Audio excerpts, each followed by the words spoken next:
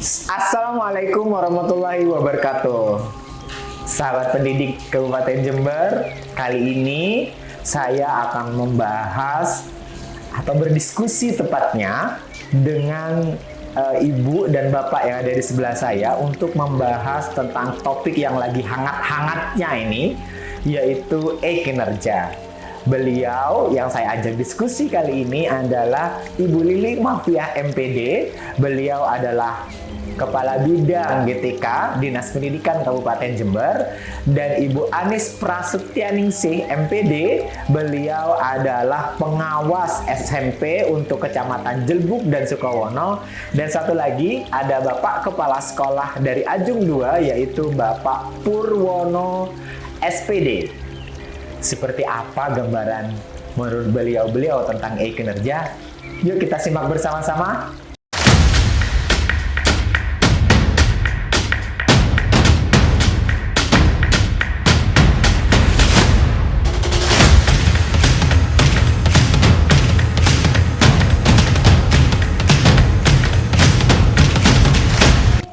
Apa kabar Bapak Ibu semuanya, teman-teman sahabat pendidik Kabupaten Jember semuanya?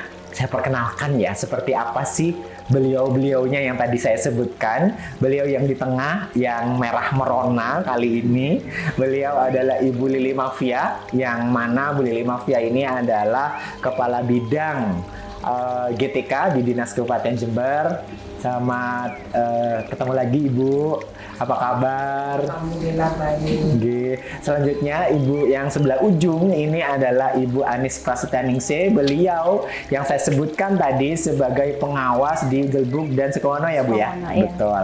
Dan yang satu lagi yang gantengnya hampir sama kayak saya Bapak Ibu semuanya. Beliau adalah Pak Purwono. Beliau Kepala Sekolah SDN Ajung 2, betul nggak Pak? Baik. Apa kabar Pak? Alhamdulillah. Mbak Anis apa kabar? Alhamdulillah sehat. Semoga diskusi kali ini membuat pencerahan ke teman-teman yang ada di rumah gitu. Baik, saya mulai dari Bu Lili. Sebetulnya Bu, e-kinerja ini apa sih bedanya dengan SKP yang tahun-tahun sebelumnya Bu? Terima kasih sebelumnya. Assalamualaikum warahmatullahi wabarakatuh. Selamat bertemu teman-teman Dinas Pendidikan, terutama Bapak Ibu Guru, Kepala Sekolah yang ada di Kabupaten Jember. Tadi yang disampaikan bahwa kita memang sudah ada namanya e-kinerja. Jadi tentunya e-kinerja ini kita mengerjakannya ada dasarnya. Yang pertama adalah kita menggunakan dasarnya dulu, regulasi yang kita harus mengerjakan e-kinerja adalah yang pertama Menpan RB nomor 6 tahun 2022 tentang pengelolaan kinerja ASN. Kemudian yang kedua adalah dari Dirjen GTK yang baru-baru saja diluncurkan di 2023 akhir kalau tidak salah, yaitu petunjuk teknis pengelolaan kinerja guru dan kepala sekolah melalui platform Merdeka Mengajar atau PMM ya. Kalau yang dulu kan belum ya, hanya ini. Kemudian yang berikutnya adalah Surat Edaran bersama Kepala Badan Kepegawaian Negara dan Menteri Pendidikan Kemdikbudristek nomor 17 tahun 2023 juga yang turut memperkuat dua aturan tadi, yaitu sistem informasi pengelolaan kinerja ASN khususnya untuk guru. Nah, dari tiga peraturan tersebut tentunya membedakan. Kalau dulu ya kinerja kita itu adalah miliknya daerah, belum terkoneksi dengan pusat ya, yang miliknya BKPSDM yang dulu kita kenal dalam mengerjakan SKP-nya itu kita tergabung dengan JC Lakon ya. Masih ingat ya teman-teman bahwa untuk kinerja ini nanti tersambung dengan JC Lakon, di mana JC Lakon ini adalah punyanya BKPSDM yang bertujuan paperless, bahwa kalau kita nanti itu mau naik pangkat, kemudian kita mau SKP dan lain sebagainya, itu layanannya ada di Disilakon. Nah, dengan adanya peraturan baru itu, maka sekarang itu tidak hanya menjadi miliknya daerah, ya. Nah, itu nanti akan tersambung ke pusat, utamanya khususnya untuk guru ini adalah dengan PNM tersebut. Jadi platform Merdeka Mengajar itu, ya. Kalau dulu kan terpisah, ya ada PNM sendiri bagi teman-teman itu kan sudah lama, tetapi tidak ada terkoneksi dengan kinerjanya teman-teman, kan gitu. Nah, di tahun ini dengan adanya peraturan yang baru itu, maka kinerja itu akan terkoneksi bahkan ke Kementerian Pendidikan, bahkan juga langsung nanti miliknya kinerjanya BKN. Gitu. Jadi ini akan satu pintu lah. Satu pintu. Jadi kinerja teman-teman itu akan terkoneksi langsung. Jadi tidak hanya miliknya daerah, ya. Kemudian itu nanti akan menjadi kita langsung, jadi tidak hanya terpantau oleh daerah, tetapi terpantau langsung oleh pusat, terutamanya di Kementerian Pendidikan. Bagaimana Bapak Ibu guru, Bapak Ibu kepala sekolah itu memanfaatkan kinerjanya itu dengan platform Merdeka Mengajar. Nah, ini tentunya ada perbedaan, kan begitu. Kalau dulu bahwa mulai dari rencana kerja, kalau dari kita kan sebagai seorang ASN itu di dalam perencanaannya, di dalam itu kan ada SKP, sasaran kinerja pegawai. Ya. Kalau dulu sebelum terkoneksi dengan PMM, kan begitu ya. Nah, itu kita cukup membuatnya itu di breakdown dari pimpinan kita, karena SKP itu adalah sistemnya organisasi, bukan dari pribadi. Jadi kita dari pimpinan, kemudian di breakdown oleh kepala sekolah, dari kepala sekolah kemudian di breakdown untuk guru yang bisa dilaksanakan di lembaga. Tetapi dengan adanya PNM ini nanti juga akan berubah dan juga ada perbedaan. Kemudian di dalam evaluasinya, kalau yang dulu yang di e-kinerja itu e-kinerja yang masih belum terkoneksi dengan pusat itu, bahwa sesuai dengan peraturan Menpan RB nomor 6 tahun 2022 itu, untuk evaluasinya itu kan terbagi menjadi 4 evaluasi. Di SKP-nya ada triwulan 1, masih ingat ya? Ada TW1, TW2, TW3, kemudian TW4. Nah, di situ ekspektasinya atau penilaiannya oleh pimpinan adalah berupa ekspektasi, kan gitu ya. Jadi ekspektasi pimpinan, kemudian sesuai atau tidak sesuai, kan begitu ya. Nah, kemudian di dalam penilaian kinerjanya di situ, kalau yang dulu itu masih berbunyi baik, kemudian sangat baik, kan gitu ya, kurang dan lain sebagainya. Nah, ini akan berbeda saat di kinerja yang tergabung atau bersama bersinergi dengan PNM. Kenapa? Yang pertama, untuk yang kinerja yang PNM ini, yang pertama adalah itu tergabung dengan rapot pendidikan. Ya kan? Jadi terhubung dengan rapot pendidikan, kan betul ya. Jadi lembaga itu akan melihat dulu rapot pendidikannya seperti apa. Nah, maka dari rapot pendidikan itu menjadi skala prioritasnya di lembaga itu apa yang harus ditangani. Maka itulah nanti yang menjadi program kerjanya. Jadi pelaksanaan program kerjanya itu seperti apa? Dilihatnya dari rapot pendidikan masing-masing lembaga. Nah, itu yang membedakan salah satunya. Kalau kemarin kan enggak dari pimpinan, kan begitu ya. Jadi dari OPD, kepala OPD di breakdown kepala sekolah, di breakdown ke guru, ya. Ya, yang sekarang tidak, tetapi kita melihat ke PNM dari mana? Dari rapot pendidikan masing-masing lembaga. Jadi bedanya sangat signifikan ya. Jadi kalau sekarang itu melihat bagaimana dari sekolah, dari sekolahnya, apa yang dibutuhkan oleh sekolah itu dari rapot pendidikannya, kan begitu ya. Dari kalau harus melihat rapot pendidikan, oleh karena itu nanti program kerja antara lembaga yang satu dengan lembaga yang lain itu akan berbeda, tidak tidak Kopas. Nggih, Kalau dulu mungkin Kopas ya, Iya. tidak Kopas. Oh, lembaga ini padahal untuk yang sekarang otomatis kinerja guru yang satu dengan di lembaga yang otomatis akan sangat berbeda melihat dari raport pendidikannya. Itu salah satu yang membedakan antara kinerja yang dulu dengan kinerja yang pada platform Merdeka Mengajar. Bu Anis, saya pengen tahu nih Bu Anis, gambaran setelah Bu Anis turun nih ke lapangan gitu ya, ke teman-teman di sekolah, terutama di SMP, gambaran di kecamatan yang Ibu dampingi selama ini itu proses pembuatan kinerjanya ini seperti apa Bu? Mereka kesulitan kah atau bagaimana nih? Oke, saya izin jawab Ibunda ya.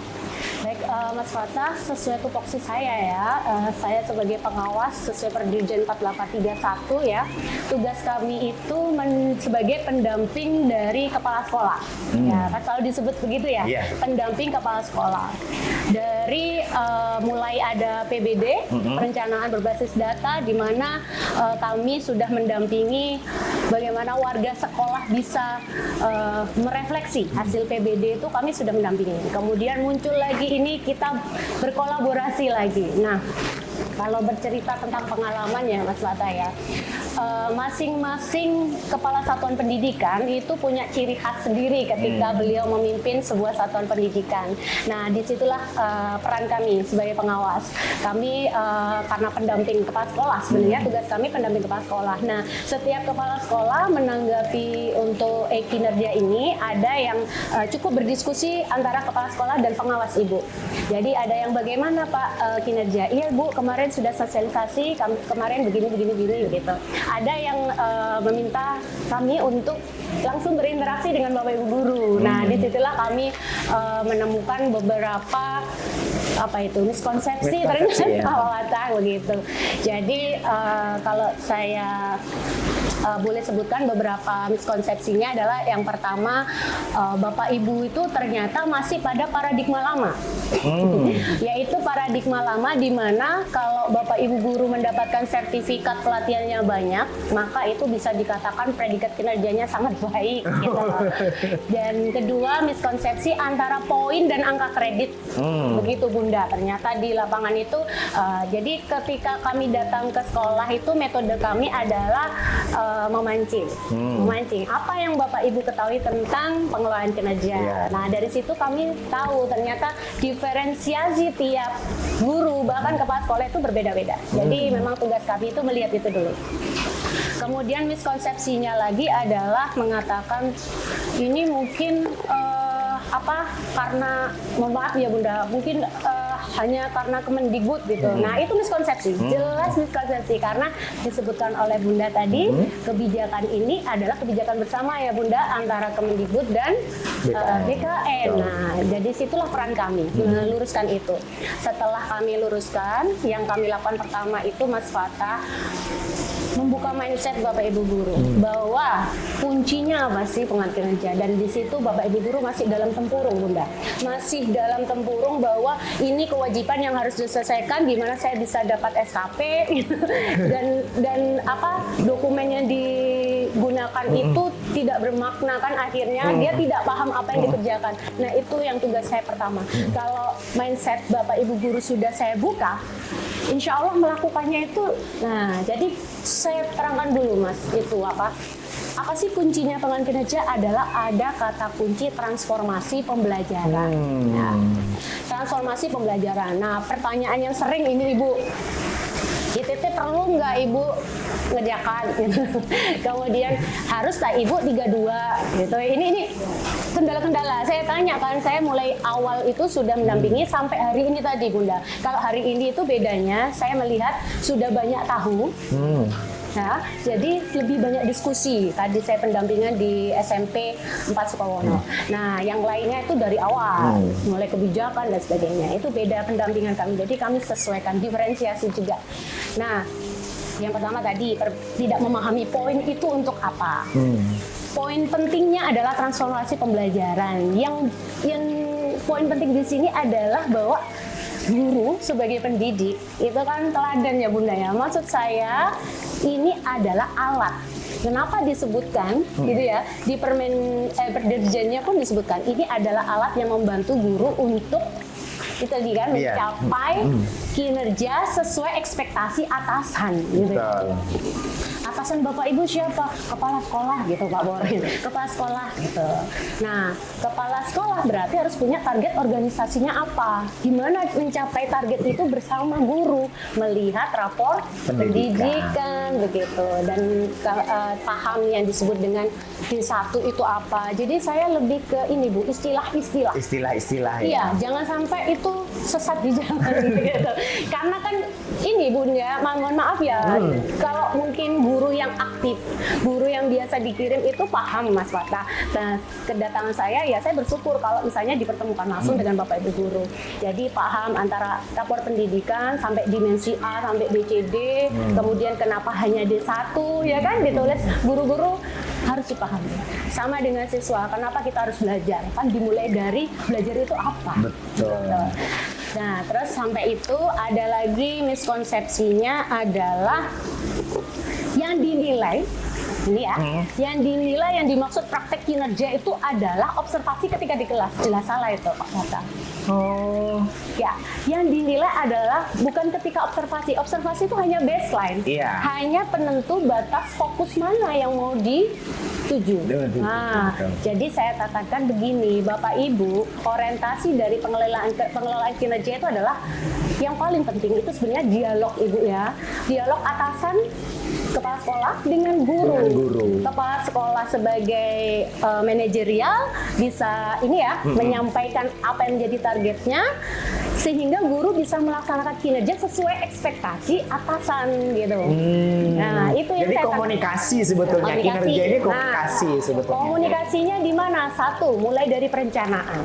Nah, ketika saya datang ada guru merencanakan RHK, tapi memang belum diajukan. Jadi kepala sekolahnya belum. Iya Bu, belum semua dialog. Beliau bagus, kepala sekolahnya sudah berdialog, Bunda. Yang sudah berdialog, RHK-nya sudah sesuai. Waktu saya datang beberapa sekolah itu yang belum berdialog, nah kan benar.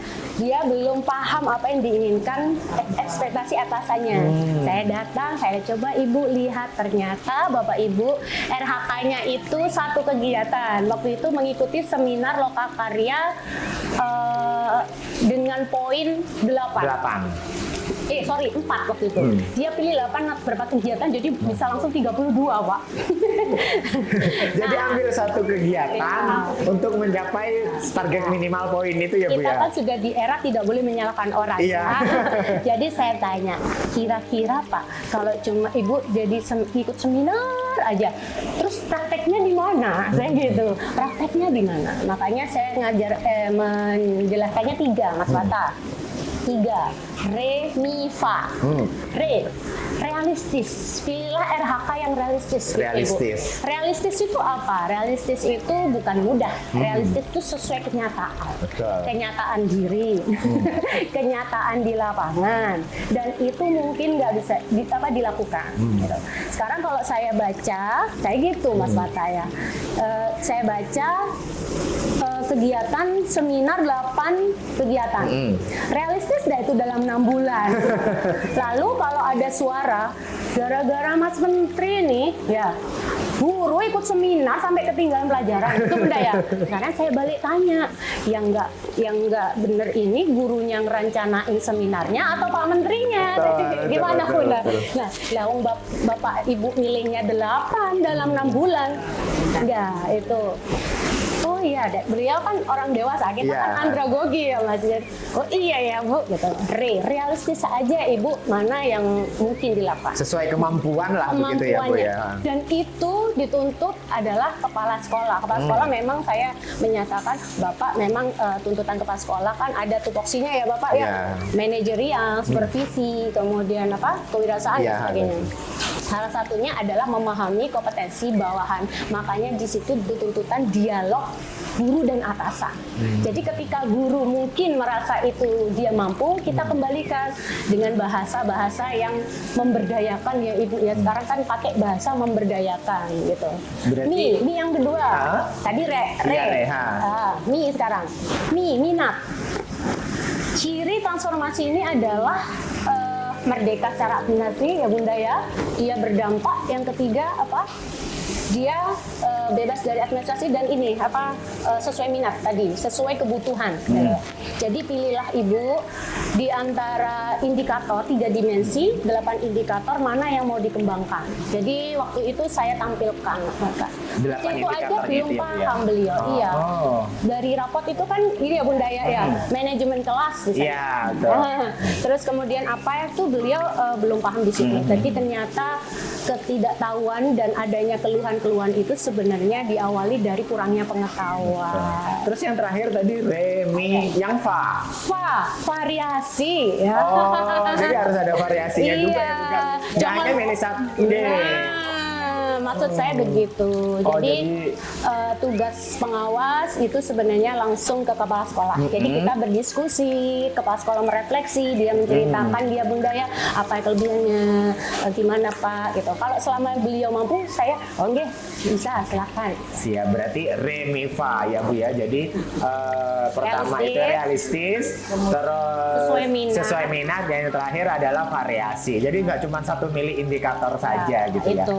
Kalau di SD-nya Pak Pur nih gimana Pak Pur? Gambarannya guru-guru nih gimana Pak? Begini, jadi mungkin karena saya terbuka ya, jadi teman-teman itu kita ajak lihat webinarnya. Ya, satu apa launching dari Kemendikbud itu, kemudian setelah itu Bapak Ibu dipersilakan untuk belajar dulu Pak. Menelaah dulu, memahami dulu. Kemudian kita diskusi. Jadi langkah-langkah itu bersama-sama. Pertama kan membuka raport pendidikan. Nah, kalau raport di SD Ajung 2 itu hijau, kuningnya 2 Pak. Yaitu di mana di metode pembelajarannya. Nah, Bapak Ibu disuruh memilih yang kuning itu diklik. Baru kita dimunculkan pada indikator itu yang 8 tadi ya.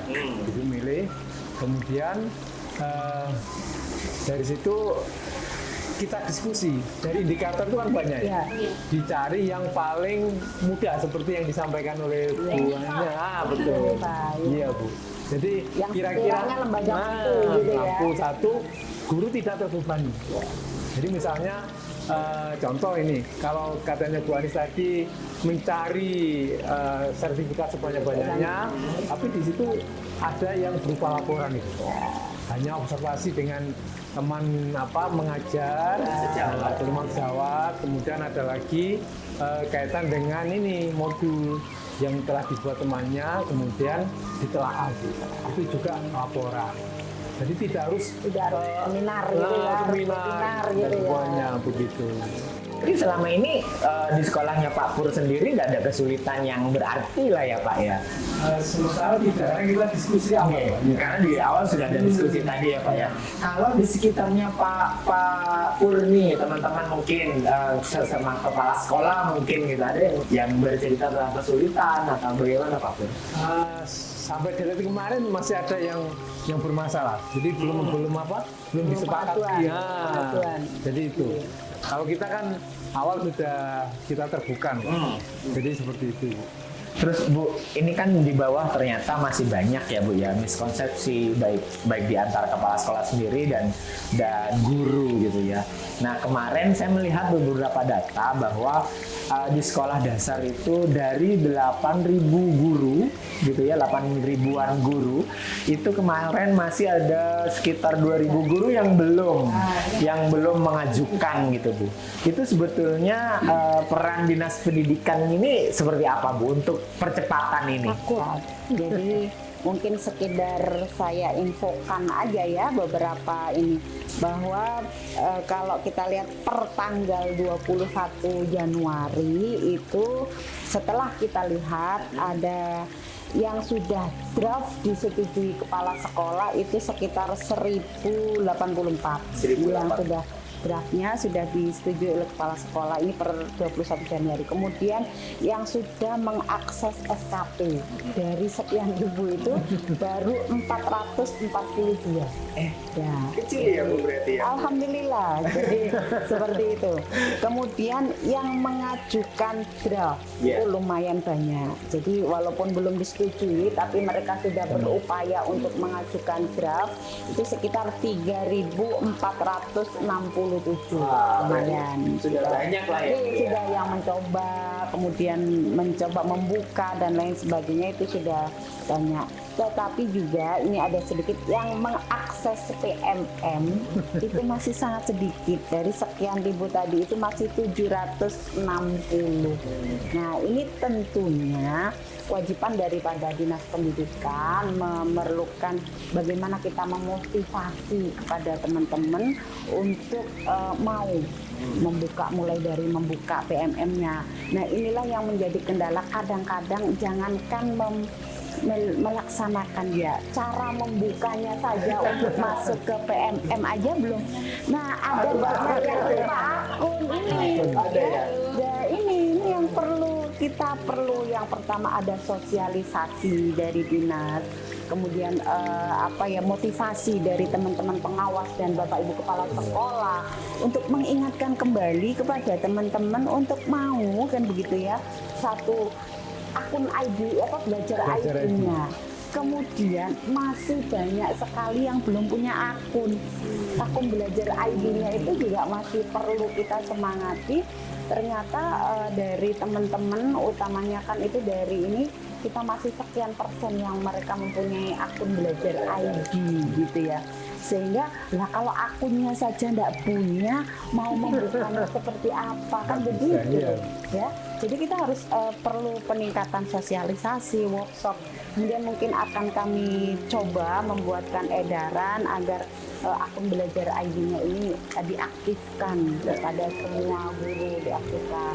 Kemudian diingatkan sehingga ada gayung bersambut antara kementerian, kemudian kita sebagai pelaksana di daerah ini bisa berjalan dengan baik. Sehingga itu, nah kalau mereka ya mungkin karena pangapunten teman-teman kita ini kemampuan IT-nya terutama yang sudah senior, karena anggota ASN kita ini banyak yang sudah senior sehingga kemampuan IT-nya itu perlu diasah lah ya, bukan berarti tidak bisa, tapi mereka mungkin sudah tahu tapi perlu diasah lebih tajam lagi agar mereka itu mampu kan begitu ya. Nah kita harus perlu ada terobosan baru apa yang harus kita laksanakan, tentunya kita webinar, kemudian memanfaatkan bahwa kita melaksanakan tidak harus luring Zoom dan gitu ya, kita Zoom meeting itu kita ini yang seperti kita laksanakan mungkin biasa kalau kita di penggerak kita ada coaching klinik kan gitu ya. Nah perlu juga ini kita adakan coaching klinik ini bagaimana teman-teman guru dan kepala sekolah ini bisa memanfaatkan e-kinerja ini dengan adanya PMM ini. Nanti kalau kita melihat itu yang mengakses PMM aja masih 760 kan gitu ya, jadi kita berapa kan gitu ya. Nah ini yang perlu kita, sehingga saya sebagai pembina di Dinas Pendidikan mungkin saya harus lebih giat lagi bagaimana satu mensosialisasikan, kemudian kita harus melakukan BIMTEK mungkin ya, BIMTEK khusus untuk semua teman-teman ini sehingga program itu bisa berjalan dengan baik ya. Sehingga e-kinerja ini kenapa? Karena e-kinerja ini nanti terhubung langsung dengan kinerja teman-teman. Kenapa demikian? Karena nanti untuk contoh mendapatkan nilai di SKP-nya itu baik misalkan, nah maka secara otomatis penilaian dasarnya itu di situ di Permen Pan RB nomor 6 tahun 2022 itu sudah tertulis di situ. Kalau dia baik, maka nilai dasarnya itu adalah misalkan 12 kan begitu. Sehingga sekarang tidak melihat lagi sertifikatnya berapa gitu ya. Oh ternyata saya punya sertifikat 20 gitu. Tetapi bagaimana kinerja Bapak Ibu mulai dari perencanaan di situ, kemudian pelaksanaan dan evaluasinya itu bersambung sesuai dengan raport pendidikan masing-masing lembaga itu. Sehingga sekarang juga kita perlu tanyakan kepada teman-teman kita, apakah semua lembaga sudah memahami tentang raport pendidikannya? Nah, raport pendidikan mereka itu seperti apa? Kan begitu ya. Nah, itu yang harus kita pahamkan juga, karena di dalam perencanaan baik itu di arkas itu dan lain, kan semuanya melihat dari rapor pendidikan. Ya. Baik Bu, mungkin ini adalah akhir dari sesi kita gitu ya Bu ya. Ada nggak pesan dan pesan-pesan Ibu nih buat teman-teman pendidik yang ada di rumah yang sekarang lagi nonton gitu ya? Pesan apa ini Bu yang Ibu ingin Ibu sampaikan kepada teman-teman di rumah? Terima kasih Mas Fatah ya, ini ada sebuah kata-kata mutiara mungkin ya buat teman-teman semua yang mungkin bisa saya bacakan, bahwa kami percaya bahwa dengan adanya fitur pengelolaan kinerja guru ini, kita telah melangkah menuju pendidikan yang lebih baik. Ya. Mari kita bersama-sama menjadikan pengelolaan kinerja ini sebagai tonggak awal bagi perubahan positif dalam pendidikan, karena setiap langkah kecil merupakan fondasi besar bagi masa depan yang lebih. Wah, luar biasa. Terima kasih Bu Lili. Mbak Anis, mungkin kepada teman-teman nih, ke teman-teman kepala sekolah ya, yang mungkin juga menonton kali ini, apa yang perlu Mbak Anis sampaikan? Ya, baik. Terima kasih karena ada kesempatan besar ini buat saya menyampaikan.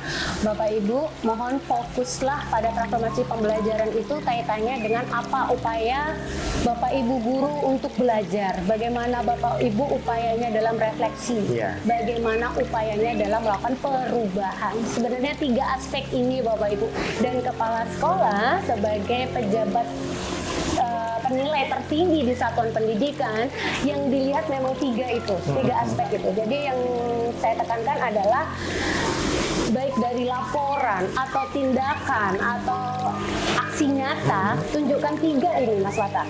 Apa upaya refleksinya, apa upaya belajarnya, dan apa perubahan praktiknya. Sudah cukup itu saja, pasti bagus.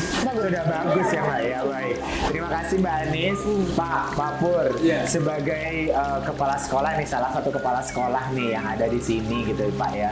Sebetulnya apa sih harapan Pak Pur dengan adanya e-kinerja ini, dan apa yang ingin Pak Pur sampaikan, harapan-harapan tersebut baik kepada entah dinas pendidikan atau kepada guru-guru yang lain atau kepala sekolah yang lain. Monggo Pak. Terima kasih. Jadi dengan adanya e-kinerja di PMM ini, tugas kita adalah tugas yang nyata.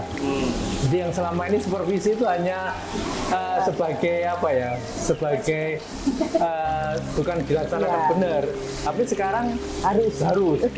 Jadi karena apa? Ditutup ada penilaian di plafon Merdeka. Kalau kemarin supervisi hanya apa ya, hanya lipstik belaka. Iya. Karena sekarang kan terbaca pusat. gitu ya. Jadi supervisi adalah tugas kepala sekolah. Kemudian bagi guru yang perlu saya sampaikan adalah praktek kinerjanya, bukan pengembangan kompetensi yang mencari sertifikat itu. Jadi yang harus ditingkatkan adalah praktek kinerja. Iya. Namun sebelumnya kan harus komunikasi dengan kepala sekolah. Itu aja. Terima kasih Pak Pur, terima kasih Bu Lili, terima kasih Bu Anis atas kehadirannya. Teman-teman pendidik yang ada di Kabupaten Jember, demikianlah pertemuan atau diskusi tentang e-kinerja. Tetap berpikir positif bahwa e-kinerja seperti yang tadi disampaikan, ini adalah langkah awal atau tonggak untuk kedepannya menjadi lebih besar. Saya akhiri, wassalamualaikum warahmatullahi wabarakatuh. Waalaikumsalam warahmatullahi